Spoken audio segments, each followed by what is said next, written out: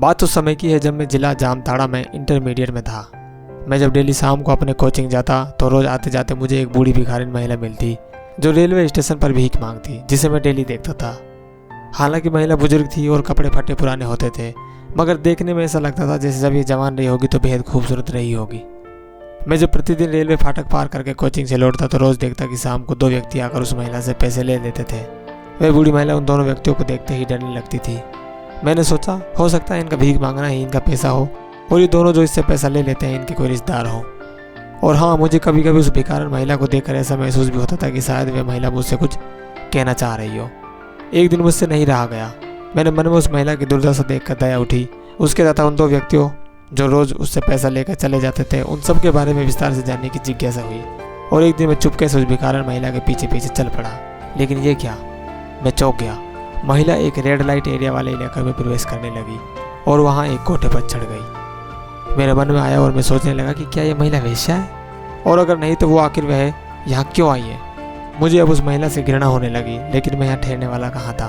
दूसरे दिन मैं एक फर्जी कस्टमर बनकर उस बुजुर्ग महिला जिस कमरे में वह गई थी उसके पास पहुँचने में सफल हो गया। और मैंने जो दृश्य देखा उससे मुझे खुद से नफरत होने लगी। मैं क्यों आया इसी गंदे जगह पर, मुझे क्या पड़ी थी इन सब में।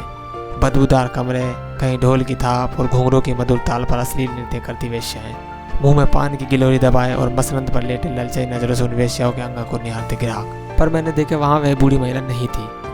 मैंने दूसरी तरफ नजर घुमाई तो उस महिला को एक काल कोठरी में बंद पाया। उसकी तरह वहाँ और भी कई महिलाएं थीं, लगभग 50 से ज़्यादा महिलाएं होंगी। गुप्त अंधेरा, नीचे दरी पर घुटनों को उठाए और उस पर सिर झुकाए कुछ महिलाएं बैठी थी। मैंने वहाँ से लौट जाना ही उचित समझा।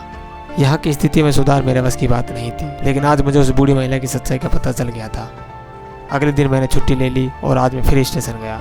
स्टेशन पर वह बूढ़ी महिला पहले दिन की तरह ही भीख मांगने के लिए बैठी थी और ज़मीन पर अपने एल्यूमिनियम का कटोरा पीट पीट कर लोगों को ध्यान आकर्षित कर रही थी। मैं पहले तो उसके करीब जाकर बैठा और उससे प्यार से माँ के संबोधन से पुकारा।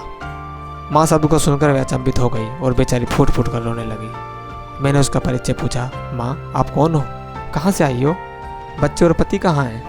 वह रोती रही और रो रो कर उसने 2 दास्तान सुनाई। मेरे रोंगटे खड़े हो गए और इस समाज से मुझे घृणा होने लगी। उस बूढ़ी भिखारी ने कहा, बेटा, हम प्यार मोहब्बत के झांसे में पड़कर अपने माँ बाप के विरुद्ध जाकर दूसरे से शादी करके घर से भाग गए थे।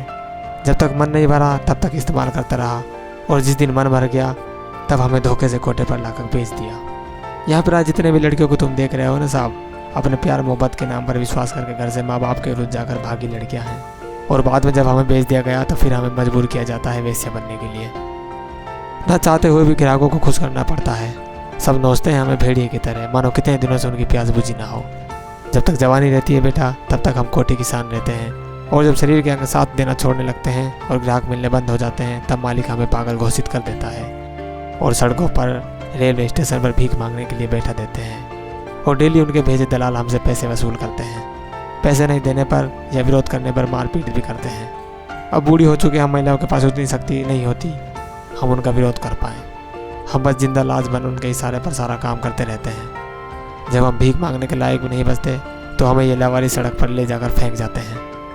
यही है हम वेश्याओं की कहानी। हम भी सोचते हैं काश हमने अपने माता पिता के विरुद्ध न जाकर गलत कदम ना उठाए होते तो हमारा भी एक हंसता खेलता पर घर परिवार होता। हर मोड़ पर हमारी आंखें तलाशती है कि कहीं किसी मोड़ पर कोई अपना मिल जाए जो इस जिल्लत भरी ज़िंदगी से छुटकारा दिलाए। अफसोस, हमारे बारे में समाज मुद्दा नहीं उठाती है। हम बस जी रहे हैं, हर रोज़ कतरा कतरा मरते हुए, कल फिर जीने की आस में।